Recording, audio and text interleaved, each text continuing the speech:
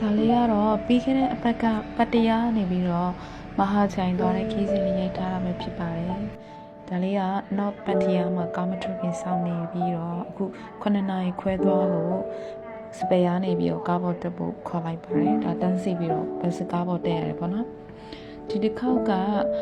ဘတ်စကားထိုင်ကအရှိဆုံးခုံတွေရတယ်။အသွားမှာနံပါတ်4ရပြီးတော့အပြန်မှာနံပါတ်1ရတယ်။အဲဆိုတော့လေလုံးဝကားမမုန်းခဲ့ဘူးဒီတစ်ခေါက်သွားတာ။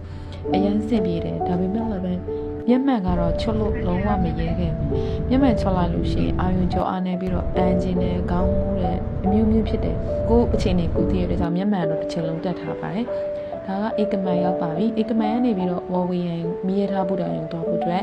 BTS ရှိရယ်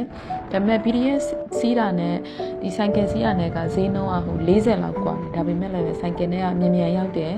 ပြီးတော့လေတိုက်တဲ့အတွက်ကြောင့်မလို့အဆင်ပြေတယ်မမူးပါမှဒါလေးကကျတော့လောက်ခါနေလေးမှာဒါလမ်းလျှောက်ရတယ်ပေါ့နော်မြေထားဂိတ်ကူလာဖို့အတွက်လမ်းလျှောက်နေပါတယ်ဒါလေးကတယောက်ကို7ဘတ်ပဲပေးရပါတယ်ဒါလေးက7:40မှာထွက်တယ်ဆိုတော့အမှတနာရီလောက်စောင့်လိုက်ရတယ်နိုင်လောက်စောင့်တော့ဒီနားမှာဈေးဆိုင်တွေလည်းရှိရတဲ့အတွက်ကြောင့်မလို့ခောက်ဆွဲတပွဲဝင်စားလိုက်ပါသေးတယ်စားနေရင်တန်လန်နဲ့မြေထားရောက်လာတဲ့အတွက်ကြောင့်မို့စားလက်စားကိုချပြီးတော့ဒီခါရဲမြေထားပေါ်တက်ပါတယ်ကျေးဇူးပါကြည့်ပေးရတော့